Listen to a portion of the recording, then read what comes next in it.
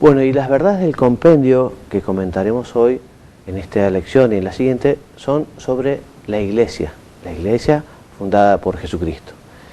Son los números 147 a 176 los que veremos hoy, que enuncia como título Creo en la Santa Iglesia Católica y como primer subtítulo La Iglesia en el designio de Dios. Mónica, a modo de definición, ¿qué es lo que nos dice el compendio sobre qué es la Iglesia? La Iglesia es el pueblo de Dios que convoca a todos aquellos que por la fe y el bautismo han sido hechos hijos de Dios, miembros de Cristo y templo del Espíritu Santo. Entonces nos incorporamos a la Iglesia de Jesucristo por la fe y recibiendo el bautismo. El bautismo, el primero de los sacramentos. En la Sagrada Escritura se utilizan muchas imágenes de la Iglesia, tanto en el Antiguo Testamento como en el Nuevo Testamento. En el Antiguo Testamento se prefieren imágenes ligadas al pueblo de Dios, ¿no?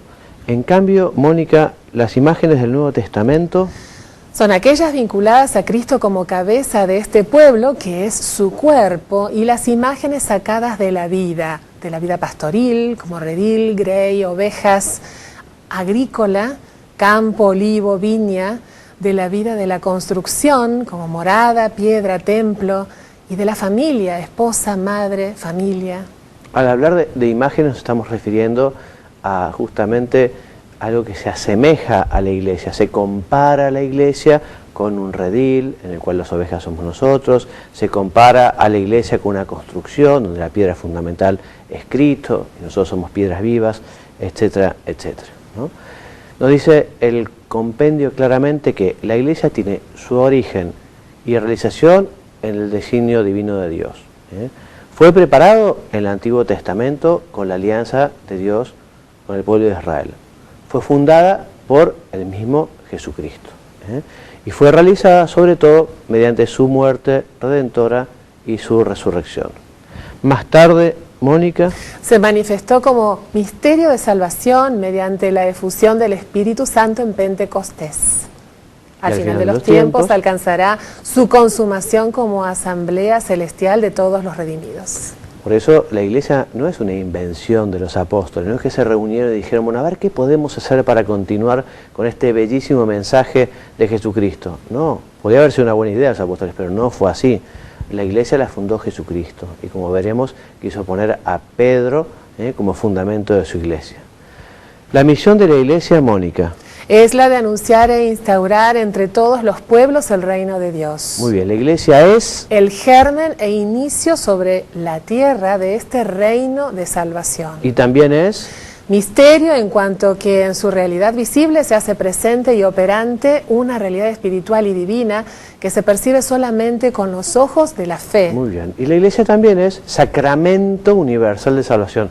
Si los sacramentos son signos sensibles y eficaces de la gracia instituidos por Jesucristo para santificarnos, la Iglesia también es sacramento, porque la misión de la Iglesia fundamentalmente es ayudar a los hombres a ir al cielo. Por eso Jesucristo nos quiso dar su Iglesia, para que su Iglesia, con los medios que Dios le dio, fuera realmente un sacramento de salvación para los hombres. Muy bien, otro título. La Iglesia, pueblo de Dios, cuerpo de Cristo y templo del Espíritu Santo.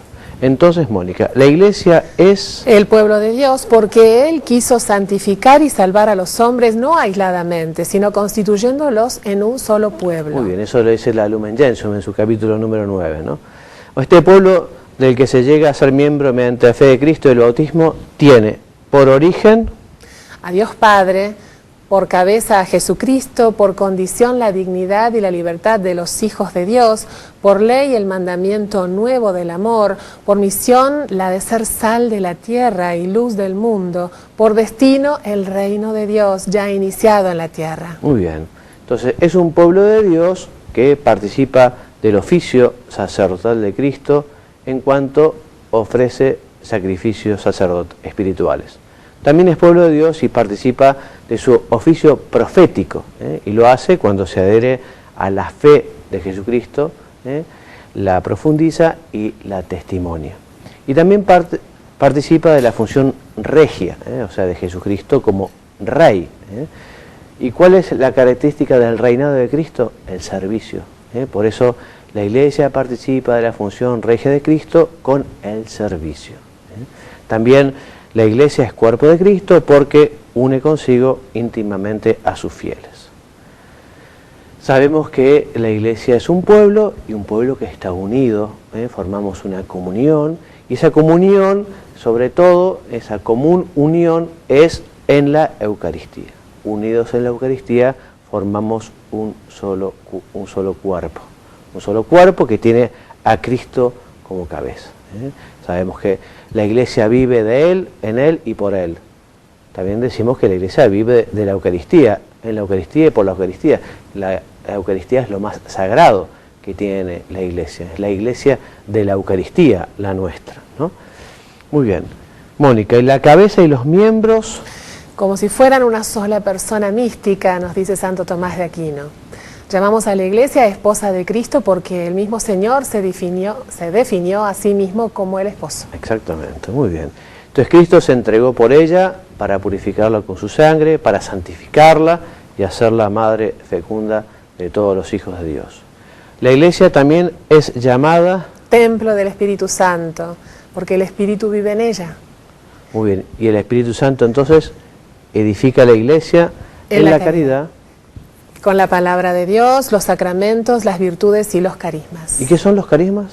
Los carismas son dones especiales del Espíritu Santo concedidos a cada uno para el bien de los hombres, para las necesidades del mundo y en particular para la edificación de la Iglesia, a cuyo magisterio compete el discernimiento sobre ellos. O sea, son unas particulares gracias que Dios da a los hombres para cumplir su misión. Los carismas que da el Espíritu Santo de la Iglesia son muy variados, en las personas y también en las instituciones. Se dice, bueno, tal institución tiene tal carisma. ¿Qué quiere decir? Bueno, que el Espíritu Santo infundió, digamos, esta misión o para que diera este mensaje de esta perspectiva sobre el Evangelio.